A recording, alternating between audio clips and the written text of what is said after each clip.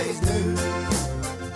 Hello, I'm Howard Kane, and this is Old News, the programme which looks at stories of the day through the papers of yesterday. This week, herrings back in the news. For the first time in years, we have a herring quota back for the Isle of Man. Once the staple diet, spud and herring of the island, so it's claimed. But for the last N years, we hadn't landed any herring at all because we didn't have a quota. We now do again.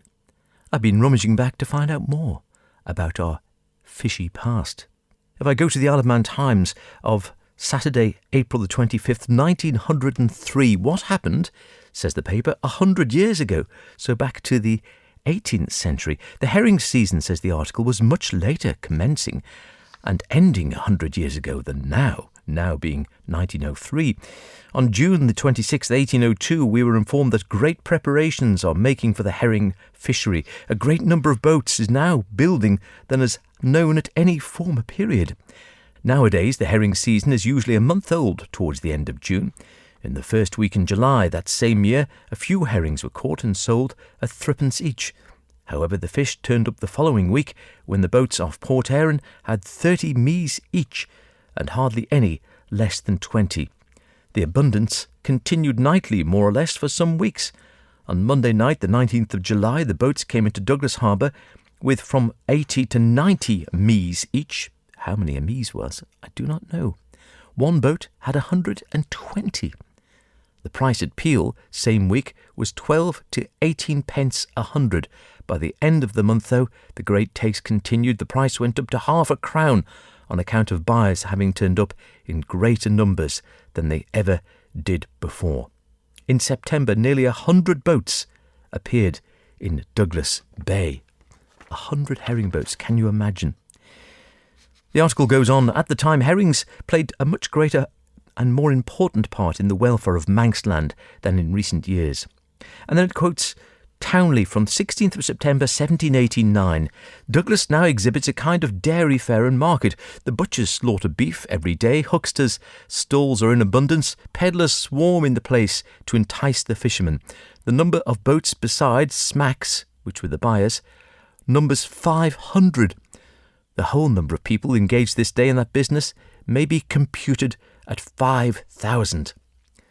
But a week later, he gives another side of the picture when he says that only 2 boats went to the fishing ground and that the abominable indolence of the fishermen for the 2 nights past has been a loss to the public of more than £4,000.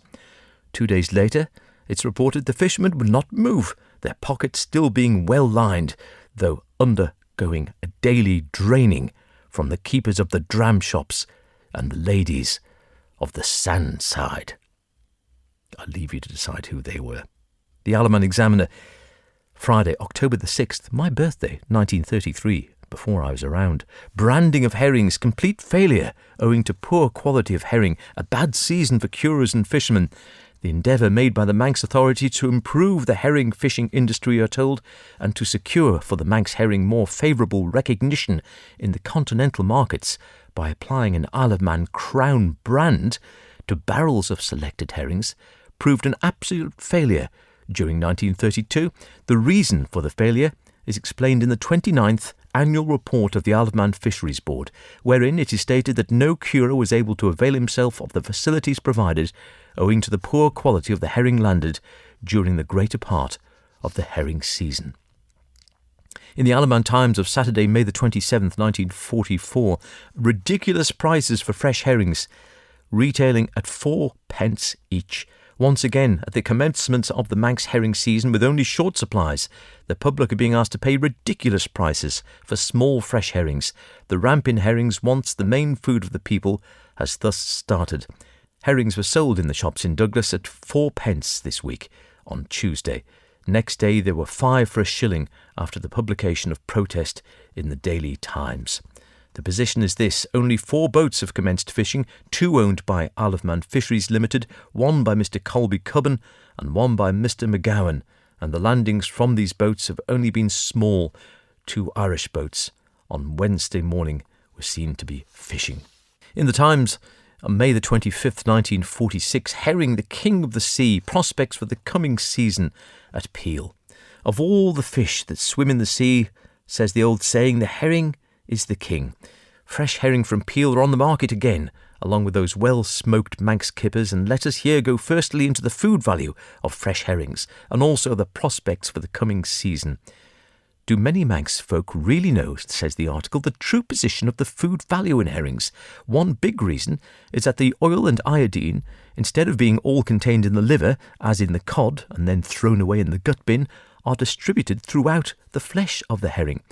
So, if we want to see our children grow sturdy, rosy-cheeked and bubbling over with energy, we cannot do better than give them fresh herring for their supper.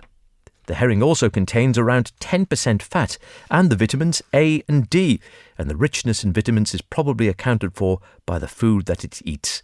Herring live on plankton, the tiny animal and vegetable organisms that float near the surface of the sea. The plankton, saturated with sunshine and its life-giving properties, pass into the herrings. It is claimed by scientists the vitamins are not destroyed by smoking and curing, a fact which lovers of kippers will be pleased to learn, and herring roes are especially full of nutriment. And finally, from the Isle of Man Times, August the 9th, 1947, Peel herring fishing. And just listen to these numbers. On Monday night, 1,660,000 herrings were caught in Manx waters, and out of this, a total of 560 crans were landed at Peel, and 1,100 crans went to Port Patrick in Scotland on Tuesday morning. There are 1,000 herrings in a cran. During the week, the quality has not been good, and the prices at Peel have been somewhat lower. The kipper market continues to be a little disappointing, and although the Manx Government Fisheries Report recommends further extension of the kipper market, the question of how it is to be done is a most difficult problem. We still seem to have difficult problems on the Isle of Man, and perhaps landing over 1.5 million herring on a single night might explain why the herring disappeared from the sea somewhat. Hopefully we've learnt our lesson. Herrings or red herrings? It's all old news. Cheerio. You're gonna be yesterday's news.